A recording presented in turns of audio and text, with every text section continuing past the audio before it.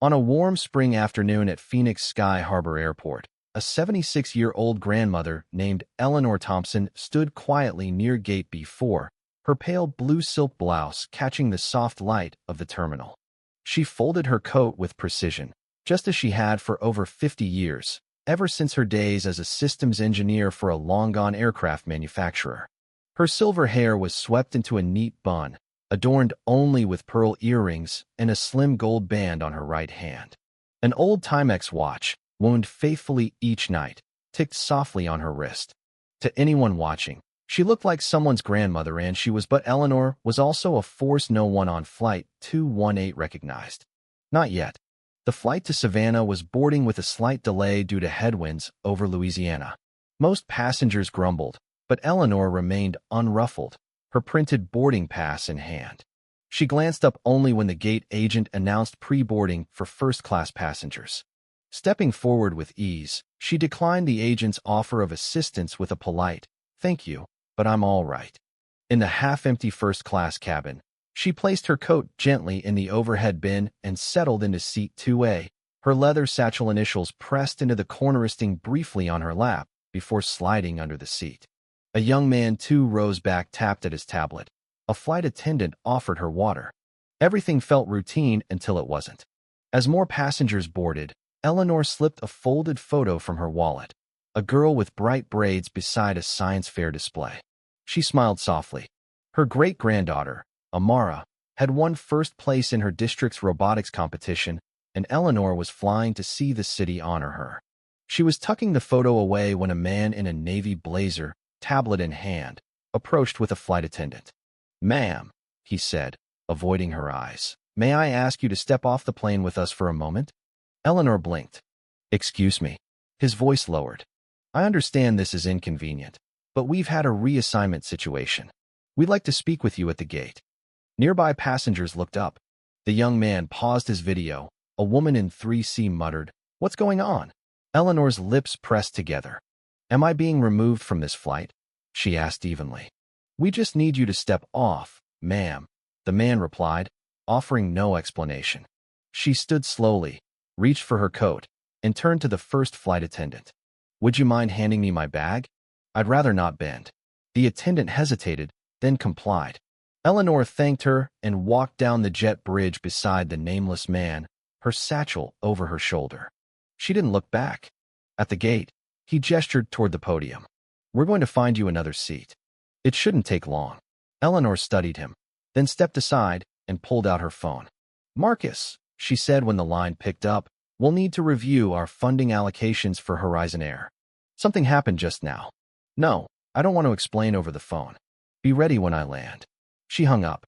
What neither the airline nor the onlookers knew was that this quiet woman could unravel their system with a single call. Marcus Hayes, her trusted confidant for 20 years, had weathered boardroom battles and federal infrastructure shifts with her. When Eleanor said, "Be ready," he cleared his schedule. Back at the gate, a young agent, barely in her mid-20s, stood behind the counter, eyes flicking between Eleanor and her screen. "Ma'am, we're working on getting you on another flight. Unfortunately, we're a bit full today." Eleanor's gaze was steady. "I'd like to know what flight I was reassigned to." The agent faltered. "I'm checking. Give me just a second." Eleanor took a seat by the gate window, pulled out a small notebook, and began writing, not venting, but documenting. Names, times, what was said, what wasn't. A man seated nearby, David Lerner, nudged his wife. "Isn't that the lady they pulled off the plane?" His wife frowned. "She had a first-class seat. Think she did something wrong. Doesn't look cookbook like it." "Just old." Murmurs spread. Passengers speculated. A security threat? Wrong flight. No one said it aloud, but the question lingered. Why her? In the cockpit, the pilot received a vague memo. Seat reassignment due to gate protocol issue. Passenger debarked without incident. Meanwhile, Eleanor approached the counter again. "Any update?" she asked calmly. The young agent stammered. "Ma'am, I'm sorry. The next available flight isn't until tomorrow morning." "We can arrange a hotel," Eleanor cut in. "I'll make my own arrangements. But before I leave, I'd like the name of the supervisor who approved my removal." The agent hesitated. "That would be Brian Caldwell." "And his direct supervisor?" "I'd have to check." Please do, Eleanor said, waiting with precision. In Baltimore, Marcus opened the Thompson Family Trust database and pulled Horizon Air's funding ledger. $137 million over 4 years for carbon reduction, fleet retrofitting, and staff development. Eleanor had signed off on nearly every grant. He leaned back, muttering, God help them. Back at the airport, a woman approached Eleanor quietly. Ma'am, I saw what happened. That was wrong. Eleanor looked up. I work for airport operations, the woman continued. What they told you wasn't policy. We don't randomly reassign first-class passengers, especially not someone already seated. What's your name, dear? Clara Henson. Thank you for your honesty, Clara. Clara lowered her voice. You don't have to tell me who you are, but something's off. We've had issues here before, quiet ones. Eleanor nodded. They usually are. This time, something in her refused to let it slide, not because it was new, but because it kept happening to the wrong people. In his Baltimore office, Marcus pulled every agreement with Horizon Air since 2018. A framed photo hung behind him. A younger Eleanor beside a retired Air Force One, taken when she was the only woman in the room who'd read every spec. He called her back before she landed. Eleanor, I've got everything pulled. You're going to want to hear this. Sipping tea in a terminal cafe, her satchel beside her, she said, I'm listening. Marcus revealed that over half the $137 million went to tech upgrades. Horizon claimed reduced emissions, but they'd reported no follow-up metrics. There's a 12-month clause, he added. If they breach public conduct terms, we can freeze everything retroactively. Eleanor stirred her tea. That wasn't just a breach. That was arrogance. She texted Marcus again. Have you heard of a woman named Lauren Tate? Not ringing a bell. What? She emailed me. Works in admin at Horizon. Saw an email about my removal, mentioned optics, and too many non-premium flyers in front. Marcus replied, Do we have her number? We do now. That afternoon, Lauren Tate sat in Horizon's Des Moines break room, nervous. She hadn't meant to get involved, but the email thread treating Eleanor like an inconvenience sickened her. She'd found the trust's email, hoping someone would listen. Now her phone rang. Lauren, this is Marcus Hayes, Executive Director of the Thompson Family Trust. I believe you sent us a message. She exhaled. I just didn't want it to disappear like everything else. It won't, Marcus assured her. Eleanor began a letter that would shift everything. By morning, it was typed, printed, and signed in blue ink, not for lack of trust in e-signatures, but because intent carries weight. Addressed to Horizon's CEO, Nathan Prescott, it referenced her removal, the grant conditions, and the trust's duty to ensure accountability and dignity. The final line was stark. Effective immediately, the Thompson Family Trust is suspending all current and future funding for Horizon Air. Sent overnight to Scottsdale, it landed on Prescott's desk 14 hours later. Panic rippled within 20 minutes. In Horizon's open office, Lauren stared at a Slack channel she wasn't meant to see. Messages flew. We need PR on standby. What's our exposure?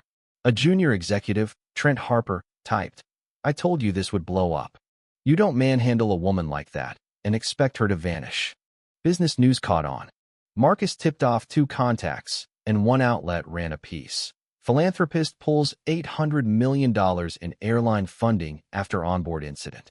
Social media erupted with grainy videos of Eleanor calmly collecting her belongings. A passenger's clip captured her asking for the supervisor's name. Thousands shared it within an hour. A college professor posted, The most dangerous thing in America is a quiet black woman with money, memory, and motive. Eleanor didn't engage. She had tea with her neighbor and organized her church's scholarship committee instead. But pressure mounted. A retired aviation executive, Miriam Langley, wrote an op-ed in the Salt Lake Tribune detailing Eleanor's patents, DoD consultancy, and anonymous scholarships. She didn't build her legacy for attention, Miriam wrote. She built it for progress. Horizon's headquarters grew tense. 3 board members called for a review. One suggested Prescott step down temporarily. Their green sustainability report, due next quarter, was now compromised. Employees like Lauren quietly celebrated, not out of malice, but because someone finally listened. By Friday, news anchors said Eleanor's name smoothly, debating ethics and predicting investor fallout. Eleanor, though, was packing for Savannah. The airport was calm when she landed, no cameras, just the smell of salt and the clack of her heels. She hadn't spoken publicly, but the nation had made her a symbol she never sought. Primetime segments called it a reckoning. Talk radio buzzed, callers asking how often this happened to those without power. An Oregon senator referenced Eleanor in a transportation hearing. When billion-dollar companies forget people are watching, someone reminds them gently or not. In Alabama, Amara learned of her great-grandmother's fame at school. Staring at a teacher's phone, she smiled faintly. Y'all don't know her like I do. Horizon stock dipped 7 points by noon. Their PR statement, "We regret any confusion, evaluating procedures," was torn apart for lacking accountability. Lauren, on her lunch break, muttered, "They still don't get it." In Savannah, Eleanor arrived at Amara's house after sunset. A glittery sign read, "Welcome, Nana." Amara ran out, barefoot, and hugged her. "You didn't tell me you were famous," she grinned. "I'm not," Eleanor replied, smoothing her coat. "I'm just tired of being quiet." Over gumbo, Amara's grandmother, Vivian Pierce, a retired principal, fumed. "They had the nerve to touch you, after all you've done?" "It wasn't personal," Eleanor said. Vivian raised a brow. "Didn't feel impersonal." "They didn't know who I was," Eleanor replied. "That's the problem. They didn't care." The press conference wasn't Eleanor's idea. Marcus called Monday, urging her to speak. "People are listening. Shape this moment." She chose Macon, Georgia, where she'd first spoken in 1974 about satellite telemetry as the only black woman in the room. That Thursday, she stood at a plain podium in the Civic Center. No teleprompter, just truth. "I didn't come for revenge," she said. "I came to remind us what we've forgotten. Respect is a right, not a gift." I was asked to leave without explanation, and the reason was hollow enough to sting. I complied. I didn't yell. I made a call, and that call reminded a billion-dollar company that dignity has a memory. She paused to breathe. "We make excuses for institutions that mistreat people, call it a mistake, let them move on. But what if every quiet dismissal meant something? What if we held them accountable before they're trending?" The room was silent. I wasn't the first, and I won't be the last. But maybe now, the next time a gate agent sees an older black woman with a boarding pass, they'll hesitate before assuming she doesn't belong. She stepped back and left. A Macon Ledger op-ed, Eleanor M. Thompson didn't raise her voice. She raised the standard, went viral. Celebrities, nurses, bus drivers, and flight crews quoted her. Horizon issued a sincere apology, naming Eleanor, but the financial hit lingered. Marcus called the next morning. "You saw the coverage?" "I said what needed saying," she replied. "That's enough." Amara asked if she'd fly again. "Of course," Eleanor smiled. "But next time, I'll bring my boarding pass in my name." "Over orange juice?" Amara asked. "Were you scared when they told you to leave?" Eleanor paused. "Not scared. Tired. Tired of how quickly people forget your worth when they don't recognize your face.